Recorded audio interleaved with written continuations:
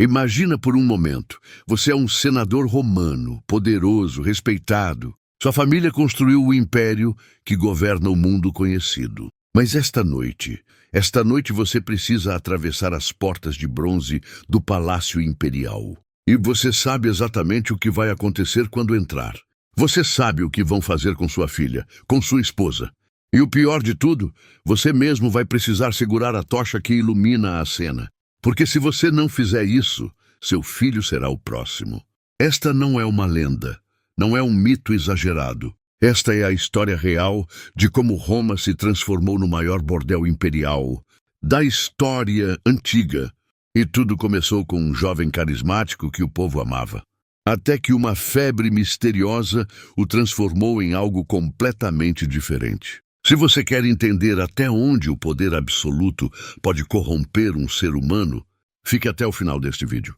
Era uma manhã radiante do ano 37 depois de Cristo. Roma acordou sob um sol dourado e nas ruas algo extraordinário estava acontecendo. O povo cantava. Caio Júlio César Augusto Germânico acabava de ser aclamado imperador, mas ninguém o chamava por esse nome pomposo. Para os romanos, ele era simplesmente Calígula, Botinha militar, um apelido carinhoso que havia ganhado quando criança, correndo pelos acampamentos do exército usando pequenas sandálias militares. Ele tinha apenas 25 anos. Era filho do glorioso general Germânico, herói das legiões, amado pelo povo. E naquele momento Roma via nele a redenção. Por 3 dias e 3 noites, a cidade inteira se entregou à festa. 100 dias de celebrações foram decretados. Fogos iluminavam o fórum. Vinho jorrava das fontes públicas. Os senadores respiravam aliviados. Finalmente o pesadelo de Tibério havia terminado. Aquele imperador paranoico que governava como um recluso em Capri, executando suspeitos de traição sem sequer olhá-los nos olhos. Agora tinha um jovem imperador que caminhava pelas ruas, que sorria, que abraçava crianças. Um imperador que parecia humano. Nos primeiros meses, Calígula cumpriu cada promessa. Reduziu impostos, liberou prisioneiros políticos injustamente condenados. Organizou jogos magníficos no Coliseu, combates de gladiadores que duravam dias inteiros, com feras exóticas trazidas dos confins do império. Construiu aquedutos, reparou estradas, distribuiu bônus generosos às legiões. As mulheres deixavam flores em seu caminho. Crianças cantavam canções sobre o jovem imperador. Até os senadores mais céticos começavam a acreditar. Talvez, apenas talvez, Roma finalmente tivesse encontrado seu governante perfeito. Mas a infância de Calígula havia sido tudo menos perfeita. Ele cresceu entre 2 realidades opostas. Adorado pelas legiões que veneravam seu pai e aterrorizado pelas intrigas palacianas que mataram sua família, uma por uma. Viu sua mãe, Agripina, a Grande, ser exilada e morrer de fome. Viu seus irmãos mais velhos serem executados ou aprisionados até a morte. E aprendeu, muito jovem, a única lição que importava na corte de Tibério: fingir. Fingir que era inofensivo. Fingir que era estúpido. Fingir que não via, não ouvia, não entendia nada. Ele se tornou um mestre da máscara. E quando finalmente chegou ao poder, essa máscara ainda estava perfeitamente ajustada. Mas não por muito tempo. Outono do ano 37. 6 meses após a coroação, algo terrível aconteceu. Calígula adoeceu. Não foi uma doença comum. Os médicos da corte nunca tinham visto nada parecido. Febres que faziam seu corpo queimar, como se estivesse sendo consumido por fogo interno. Temperaturas tão altas que os termômetros da época não conseguiam medir. Convulsões tão violentas que eram necessários 6 homens, soldados treinados, para segurá-lo na cama. E visões, terríveis visões. Ele gritava que estava falando com Júpiter, que via os deuses descendo dos céus, que o próprio Netuno emergia dos mares para lhe entregar mensagens. Roma inteira entrou em pânico. Sacrifícios foram realizados em todos os templos. Milhares de animais abatidos em oferendas aos deuses. Cidadãos comuns fizeram promessas desesperadas. Salvem nosso imperador, e eu darei minha própria vida em troca. Durante 3 semanas, o palácio ficou em silêncio. Os senadores aguardavam notícias. O povo rezava nas ruas. Então, Tão subitamente quanto havia começado, a febre passou. Calígula despertou, mas ele não era mais o mesmo. O primeiro sinal foi sutil, quase imperceptível. Ele ordenou que todas as estátuas dos deuses em Roma, Zeus, Apolo, Minerva, todos, tivessem suas cabeças removidas e substituídas por esculturas de seu próprio rosto. Os senadores trocaram olhares nervosos, mas era apenas excentricidade, certo? Algo temporário. Não era. Seus olhos mudaram. Onde antes havia calor, agora havia gelo. Suas pupilas permaneciam dilatadas, como se estivesse constantemente sob o efeito de alguma droga. Desenvolveu insônia crônica. Vagava pelos corredores do palácio durante as noites inteiras, mantendo conversas com estátuas, com a lua, com inimigos invisíveis. Servos o encontravam ao amanhecer nos jardins imperiais, completamente nu, coberto de terra, murmurando que estava plantando o futuro de Roma. O médico imperial, Lúcio Escriba, anotava cada detalhe em seus registros secretos. Ele sabia que algo profundo havia se quebrado na mente do imperador. Mas ninguém ousava falar sobre isso, porque falar significava questionar a sanidade do homem mais poderoso do mundo. E em Roma, questionar o imperador era uma sentença de morte. A transformação começou com as pessoas mais próximas a ele, suas próprias irmãs. Drusa, Júlia Livila e Agripina, a menor, não eram apenas família. Elas foram as primeiras a entender o que Calígula havia se tornado. A obsessão com Drusa era particularmente intensa e perturbadora. Ele a chamava de minha Diana. A tratava como esposa em público, sentando-a no lugar reservado à imperatriz durante banquetes oficiais. Quando Drusa morreu no ano 38, alguns dizem que de causas naturais, outros sussurram que foi envenenamento. Calígula enlouqueceu de dor. Declarou luto imperial obrigatório. Proibiu as pessoas de rirem, de se banharem, de jantarem com suas famílias. Qualquer romano que demonstrasse a menor alegria durante o período de luto era executado publicamente. Mas aquele não era o luto de um irmão devastado. Era a raiva de alguém que havia perdido uma possessão. E quando Drusa morreu, Calígula voltou sua atenção para as outras duas irmãs. E depois, inevitavelmente, para as esposas e filhas do Senado romano. Foi quando o verdadeiro horror começou. Calígula não agia por impulso. Não era um sádico descontrolado movido apenas por luxúria. Era algo muito pior. Ele havia criado um sistema. Chamava-o de culto imperial de serviço divino. E tinha toda uma filosofia retorcida por trás. Na mitologia romana, os deuses desciam à terra e se uniam com mortais. Zeus se transformava em cisne, em touro, em chuva dourada para possuir mulheres humanas. E essas uniões eram consideradas sagradas. Calígula acreditava, ou fingia acreditar, que ele próprio era um deus vivo. Portanto, qualquer mulher que ele abençoasse, com sua atenção deveria se sentir honrada. Era um ultraje teológico transformado em política de Estado. O palácio foi completamente reformado. Salas inteiras foram redesenhadas, com propósitos específicos e ritualizados. A sala de Júpiter, onde Calígula, vestido como o rei dos deuses, abençoava as esposas dos senadores com o que ele chamava de semente divina. A Câmara de Vênus, onde matronas romanas eram forçadas a recriar cenas mitológicas de sedução enquanto o imperador assistia de um trono dourado, tomando notas. O quarto de Príapo, reservado para o que ele chamava de educação através do sofrimento, decorado com afrescos obscenos que ele havia encomendado aos melhores artistas de Roma. Paredes de mármore travertino que antes testemunharam debates sobre o destino do mundo, agora ecoavam com sons muito diferentes. E os senadores que construíram aquele império tinham que caminhar por esses corredores, ouvindo, sabendo, calando. O que tornava o sistema de Calígula verdadeiramente aterrorizante não era apenas a violência, era a organização. Ele não agia como um tirano caótico, agia como um administrador meticuloso. Havia uma burocracia inteira dedicada ao que ele chamava de serviços imperiais. Escribas especializados mantinham registros detalhados em um arquivo secreto nas catacumbas, sob o Monte Palatino. Cada entrada tinha categorias específicas: nome da vítima, idade, status social, descrição física completa, atos realizados com códigos numéricos, duração, nível de cooperação, embaraços resultantes e pagamentos recebidos. Sim, pagamentos, porque Calígula não apenas violava, ele cobrava 16.000 sestércios por uma noite com a esposa de um senador, 20.000 por uma filha virgem, 50.000 por ambas simultaneamente. E o dinheiro ia diretamente para o Tesouro Imperial, registrado oficialmente como doações voluntárias para o bem-estar do Estado. Era genial, de uma forma profundamente perversa. Ele não estava apenas cometendo crimes, estava legalizando-os, transformando atrocidades em transações comerciais, violência em burocracia.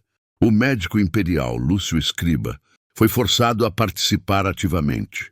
Em seus registros secretos, descobertos séculos depois em uma vila abandonada, perto de Pompeia, ele descreve com precisão clínica como era obrigado a examinar as esposas e filhas dos patrícios. Avaliava sua capacidade reprodutiva, sua resistência ao uso continuado. Os exames eram realizados na presença do imperador, que fazia perguntas obscenas sobre a anatomia de cada mulher.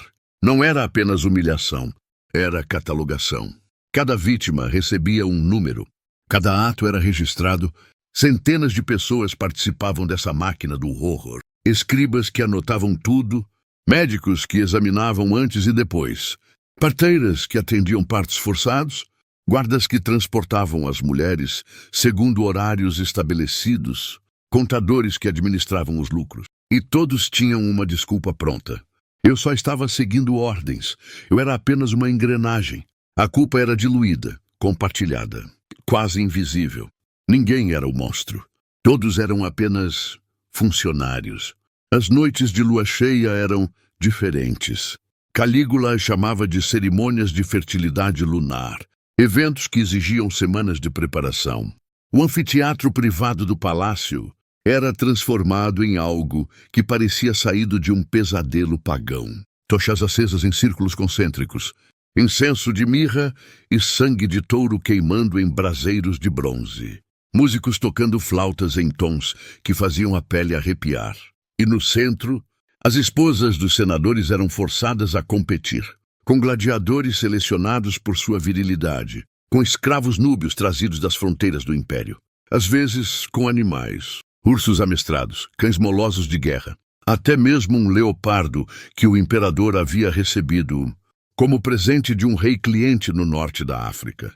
Os maridos observavam das arquibancadas, vestidos com suas togas senatoriais, mantendo a compostura, aplaudindo nos momentos apropriados, enquanto suas esposas eram degradadas de formas que desafiavam qualquer descrição. Calígula dirigia o espetáculo, como um mestre de cerimônias divino. Decidia quem ia com quem, quantas vezes, em que posições. Tinha um cetro especial que usava para apontar, decorado com falos de ouro e pedras preciosas. E os escribas, sempre presentes, anotavam tudo. Nomes, atos, durações, performances especialmente notáveis. Era teatro, era ritual, era política. Era o poder absoluto se manifestando da forma mais crua possível. E o mais terrível, havia uma economia inteira ao redor disso. Vendedores de ungüentos prometiam reduzir a dor. Curandeiras ofereciam poções abortivas nas sombras. Proxenetas treinavam jovens em técnicas de sobrevivência. Médicos especializados em reparar danos. Todos cobravam, todos participavam, todos se beneficiavam. Roma inteira havia se tornado cúmplice. Nem todos aceitaram em silêncio. Houve quem tentasse resistir. Mas resistir a Calígula não era apenas perigoso. Era suicídio geracional. O senador Públio Cornélio foi o primeiro a tentar. Quando chegou a ordem para entregar sua esposa, Lívia, ao serviço divino, ele se recusou publicamente no Senado. Foi um ato de coragem extraordinária e de estupidez fatal. Na manhã seguinte, seu filho de 8 anos foi encontrado nas escadarias do Senado, ainda vivo, sangrando, com uma mensagem gravada em sua própria pele. A desobediência tem consequências geracionais. Cornélio entregou sua esposa naquela mesma tarde.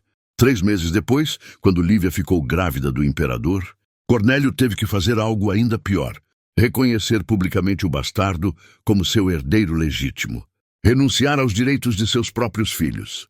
E o Senado aprovou por unanimidade uma lei estabelecendo que qualquer filho do imperador, não importava quem fosse a mãe, tinha precedência sucessória sobre filhos legítimos. A humilhação não era apenas pessoal, era lei. Outras mulheres tentaram escapar de formas desesperadas. Algumas se envenenavam antes de serem levadas ao palácio, ingerindo cicuta ou acônito roubado dos jardins imperiais. Outras se desfiguravam o rosto com facas ou brasas, esperando se tornarem inúteis para o sistema. Mas Calígula tinha resposta para tudo. As suicidas eram ressuscitadas pelos médicos imperiais, especialistas em venenos e antídotos, e depois castigadas com sessões duplas, às vezes públicas, no fórum. As desfiguradas ele usava do mesmo jeito, dizendo que a beleza era prescindível para o serviço divino, que na verdade a feiura tornava o ato mais puro, menos contaminado pelo prazer estético. Não havia escape. As que tentavam fugir da cidade eram caçadas pelos especuladores, a polícia secreta imperial, e trazidas de volta para castigos que envolviam toda a família. Havia uma jovem chamada Valéria, filha de um senador menor. Depois de meses de abusos sistemáticos, ela simplesmente parou de falar. Não era mudez física. Os médicos confirmaram que suas cordas vocais funcionavam perfeitamente. Era que não havia mais palavras, em nenhum idioma, para o que ela vivia diariamente. Seu silêncio se tornou tão profundo que parecia contagioso. As outras vítimas evitavam olhar para ela, como se em seus olhos pudessem ver seu próprio futuro inevitável. Entre os pretorianos, a guarda de elite do imperador, havia um veterano chamado Cássio Quereia. Ele havia lutado nas guerras germânicas. Era um soldado decorado, respeitado, mas Calígula adorava humilhá-lo. Zombava de sua voz, que era naturalmente aguda. Obrigava-o a usar senhas obscenas quando fazia a troca da guarda. Fazia-o desfilar nu diante de outros soldados. Quereia havia participado do sistema, como todos. Havia segurado tochas, havia transportado vítimas, havia cumprido ordens. Mas algo nele começou a rachar. Não era compasão pelas vítimas, não exatamente. Era raiva por sua própria humilhação. Na noite de 24 de janeiro do ano 41, Calígula organizou mais uma de suas competências de fertilidade divina. Foi especialmente brutal. Números eram gritados como em um leilão. 20, 30, 40. Corpos se moviam mecanicamente. Já sem alma, já sem resistência. Foi a última cerimônia. No dia seguinte, enquanto Calígula caminhava pelos corredores subterrâneos em direção ao teatro, Cássio Quereia e um grupo de pretorianos o emboscaram. 30 punhaladas. Uma delas deliberadamente nos genitais. O simbolismo não poderia ser mais claro. Mas havia uma ironia terrível nisso tudo. Os mesmos homens que o mataram haviam sido parte do sistema. Haviam facilitado seus crimes, haviam se beneficiado deles. E agora, de repente, eram heróis libertadores. Uma hora depois, a esposa de Calígula, Milônia Cesônia, foi assassinada. Sua filha, Júlia Drusila, de apenas 2 anos, foi arrancada dos braços da ama e teve o crânio esmagado contra uma parede de mármore. Os pretorianos queriam apagar qualquer rastro da dinastia, mas não conseguiram apagar os arquivos, os embaraços, as cicatrizes, a memória. O novo imperador, Cláudio, declarou damnatio memoriae, condenação da memória. Todas as estátuas de Calígula foram destruídas. Todas as moedas com seu rosto foram fundidas. Seu nome foi apagado dos registros oficiais. Mas algumas coisas não podem ser apagadas. Os filhos do programa de criação seletiva cresceram sem saber quem eram seus pais verdadeiros. As vítimas envelheceram carregando segredos que nunca puderam contar. Os pais que seguraram tochas nunca mais conseguiram olhar suas filhas nos olhos. Marcus Claudius, aquele velho senador mencionado, no início desta história, aplaudiu a morte do imperador com as mesmas mãos que haviam segurado a tocha, iluminando o sofrimento de sua própria filha. Cláudia, a vítima número 247 nos registros imperiais, nunca voltou a falar. Ela viveu até os 60 anos em silêncio absoluto, em uma vila no campo. E quando morreu, não deixou nenhuma palavra escrita, nenhuma carta, nenhum testemunho. Apenas silêncio, porque há coisas para as quais não existem palavras. Calígula não inventou a depravação. Não foi o primeiro tirano sádico da história. Mas ele inventou algo pior. O manual para institucionalizar o horror. Para transformá-lo em burocracia, em procedimento, em normalidade. E esse manual, mesmo que tenha sido queimado, sempre encontra formas de se reescrever em diferentes épocas, em diferentes lugares, sob diferentes nomes. Porque o verdadeiro perigo nunca foi um homem louco, com muito poder. Foi o sistema que permitiu que ele exercesse esse poder. Foram os escribas que anotaram cada crime, os médicos que examinaram cada vítima, os soldados que transportaram cada mulher, os senadores que votaram cada lei, os pais que seguraram cada tocha. Se há uma lição nesta história, é esta.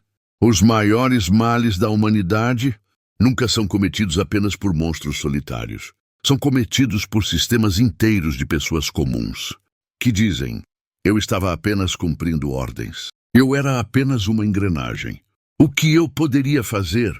Esta foi a história real de Calígula, uma das mais perturbadoras da Roma Antiga. Se este vídeo te impactou, compartilhe. Não pelo morbo, mas pela memória. Porque esquecer como sistemas de abuso são construídos é permitir que eles sejam reconstruídos. Se inscreva no canal para mais histórias, onde o passado nos adverte sobre o presente, onde os monstros não são mitos, mas homens com poder demais e pessoas comuns que escolheram obedecer. Nos vemos no próximo vídeo. E lembre-se, a história se repete para quem não aprende com ela.